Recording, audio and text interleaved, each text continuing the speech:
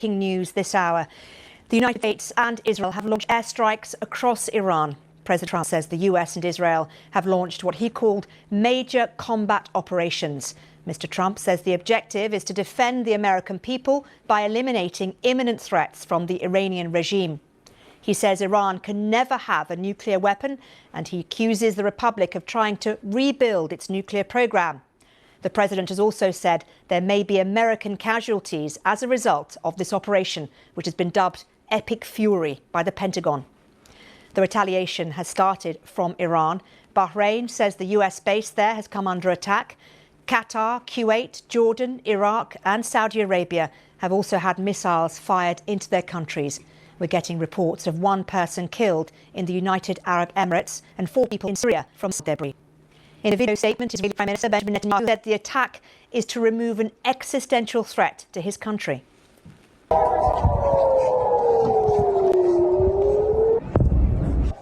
We've been hearing air raid sirens and explosions across Israeli cities.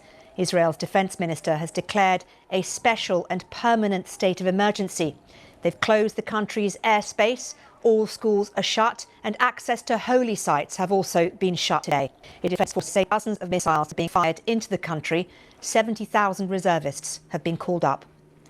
Meanwhile, in Iran, the strikes are across multiple locations. Media reports say blasts have been heard in Esfahan, Karaj, Kermanshah, Qom and the port city of Bushehr. Mehrabad Airport, just outside Tehran, has come under attack. We're getting pictures of large-scale bombing in Tehran as well. Iranian media, as we've reported, say up to 40 people have been killed at a primary school in the south of the country. An official has told the Reuters news agency that Tehran's retaliation and response will be crushing. Meanwhile, Israeli officials say Iran's Supreme Leader Khamenei and Iran's President Pezeshkian have been targeted.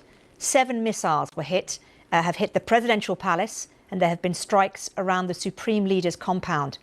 Well, the attack follows weeks of tension in the region, with US forces massing around Iran. Joe Inwood now reports on the latest developments so far. After weeks of build-up, weeks of threats, this morning the US and Israel left no room for doubt. They want to topple the Iranian regime.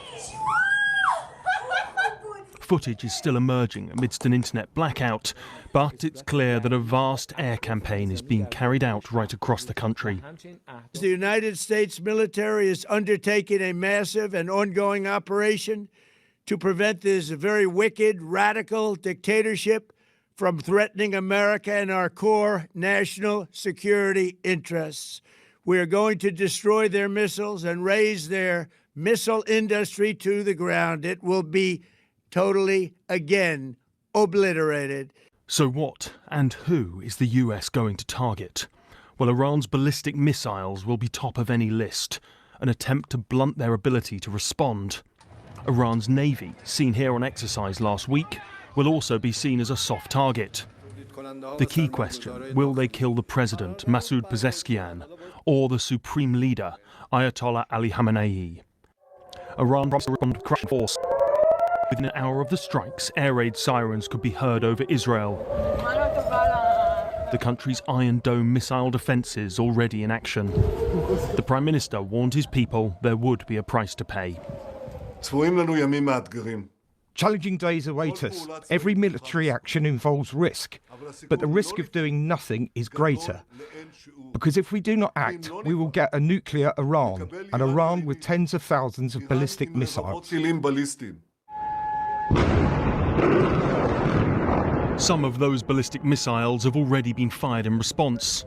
The US has a vast military footprint across the Middle East. Ya Allah!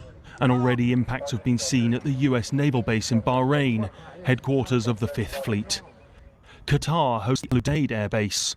The last time Iran struck, it was telegraphed in advance and largely performative. Not this time. There have also been reports of drones being intercepted over Iraq. Knowing exactly what is happening inside Iran is difficult at this point, with most communications down.